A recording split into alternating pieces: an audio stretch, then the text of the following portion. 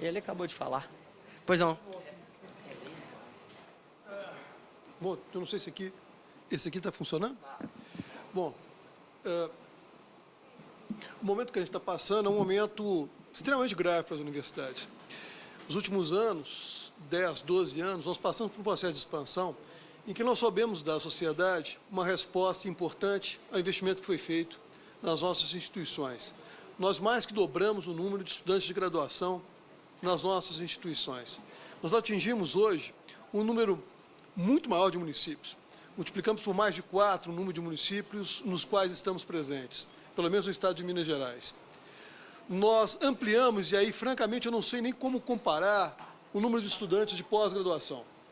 Se há um segmento no qual as universidades federais têm uma contribuição fundamental para o país, é exatamente na pós-graduação. Cursos que têm um custo muito mais elevado que o da graduação.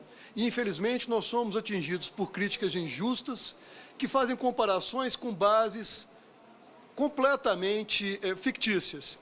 Falam do custo por aluno, comparando, na verdade, o gasto total das instituições e dividindo apenas pelo número de alunos de graduação, esquecendo o papel fundamental que temos na pós-graduação, esquecendo o papel fundamental que temos no desenvolvimento da pesquisa, esquecendo o papel fundamental que temos na saúde, porque somos ainda a maior rede pública de hospitais desse país, esquecendo o papel fundamental que temos nas atividades de extensão, quando dialogamos com a comunidade, na cultura, quando dialogamos com a comunidade,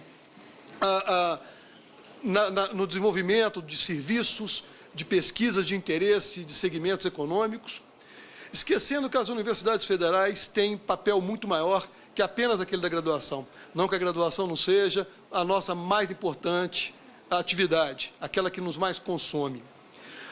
A Universidade Federal respondeu à sociedade quando ela nos chamou e quando ela nos deu os meios para nos desenvolvermos. Mas os nossos meios foram cortados em meio ao processo de expansão. Universidades como a do professor Gilciano, que não fala aqui em nome da universidade dele, mas eu me sinto à liberdade para dizer, tem 2 campi em início de implantação. 2 campi que não têm sequer os professores e servidores necessários para o seu funcionamento, que não têm sequer a construção dos prédios necessários para o seu funcionamento. Outras universidades, como a minha, tiveram a felicidade de dar prosseguimento ao processo de construção, mas se encontra agora diante de uma fase em que é necessário, e aí, por vezes, o próprio Ministério se engana. Esquece-se que capital não é apenas a construção de obras, capital também é, fundamentalmente, a aquisição de equipamentos. Quando se fala em laboratórios, não se fala de um espaço físico, se fala de um espaço em que é desenvolvida pesquisa, e ali é preciso colocar equipamentos. E justamente nesse momento, nós temos o corte dos nossos recursos. Ainda há um outro perigo, que é um perigo fundamental, que é o perigo de que no próximo ano os recursos de capital não sejam alocados, não sejam distribuídos nas universidades, mas sejam centralizados no Ministério da Educação. Eu acredito que não há órgão público que tenha dado resposta mais adequada à sociedade do que a Universidade Federal. Nós soubemos agir com competência, com gestão cuidadosa e soubemos responder ao desafio que nos foi dado. Retirar de nós o orçamento e nos colocar agora diante do balcão para obter o recurso necessário para a continuidade das nossas obras é uma situação que não fará bem a ninguém.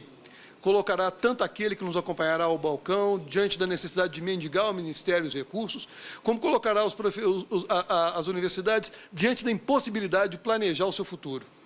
Já esse ano, o atraso na liberação dos nossos recursos, o contingenciamento que ainda hoje nos toma cerca de 30% dos recursos de custeio e 50% dos recursos de capital, aliás, 60% dos recursos de capital, nos impede de planejar. O que vamos fazer? Estamos entrando em outubro, nós ainda não podemos fazer as licitações. Então,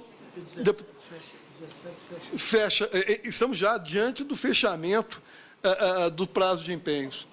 Então, o que eu acho que é fundamental é que a bancada nos ajude em 2 momentos. O primeiro deles, certamente, na emenda de bancada, que pode nos ajudar a superar o próximo ano, mas também na atuação política da segunda maior bancada de deputados desse país, no sentido de garantir que as universidades recuperem a sua autonomia, recuperem o seu espaço de planejamento e tenham respeitado a sua competência de gestão que apresentou ao longo dos 12 anos e que nos permitiu ter tanto sucesso no processo de expansão. Obrigado. Agradeço as palavras. Eu queria agradecer